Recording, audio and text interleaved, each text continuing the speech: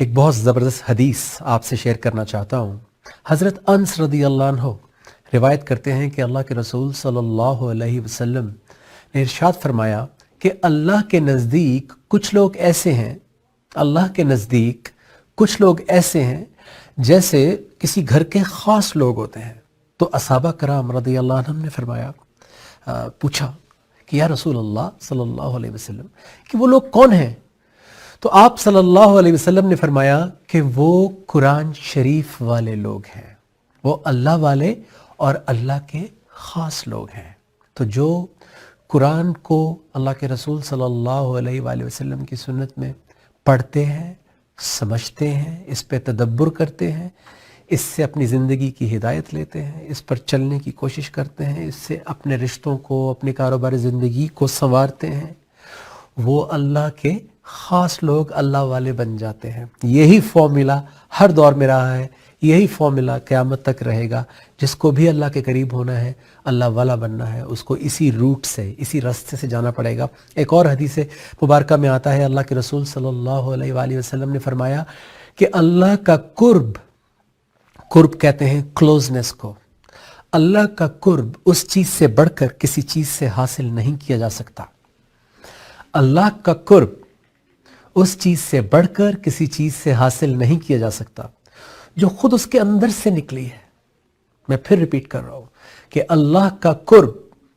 اس چیز سے بڑھ کر کسی چیز سے حاصل نہیں کیا جا سکتا جو خود اس کے اندر سے نکلی ہے، یعنی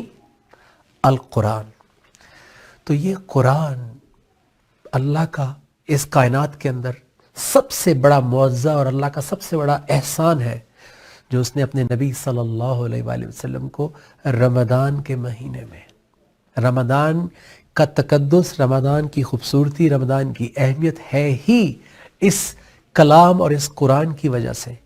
تو یہ بات میں اس لیے آپ تک پہنچانا چاہ رہا ہوں کہ جب رمضان ہماری زندگیوں میں آئے تو ہمیں فوراً یہ چیک کرنا چاہیے کہ میرا قرآن کے ساتھ کیسا ریلیشن ہے، کیونکہ قرآن کے ساتھ تعلق ہی اس بات کی دلیل ہے کہ ہماری زندگی میں حالات کیسے ہیں، ہمارے نفسیاتی حالات کیسے ہیں، ہمارے رشتوں کے ساتھ حالات کیسے ہیں، ہمارے آس پاس معاشرے کے ساتھ حالات کیسے ہیں۔ کیونکہ اللہ کے رسول صلی اللہ علیہ وآلہ وسلم کے بارے میں حضرت عائشہ رضی اللہ عنہا نے فرمایا کہ جب کسی نے پوچھا کہ وہ کیسے تھے،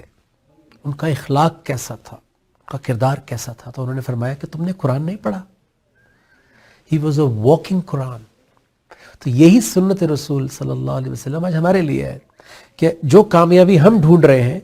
جن کامیابیوں کی وجہ سے، جن کامیابیوں کے لیے ہم مائیگریٹ کرتے ہیں، ہم امیگریٹ کرتے ہیں، ہم کینیڈا، امریکہ، انگلینڈ اور دنیا کے مختلف ملکوں میں جاتے ہیں، مختلف کیریئرز میں جاتے ہیں، مختلف ڈیسیجنز لیتے ہیں، مختلف کاروبار شروع کرتے ہیں، مختلف نوکریاں بدلتے ہیں،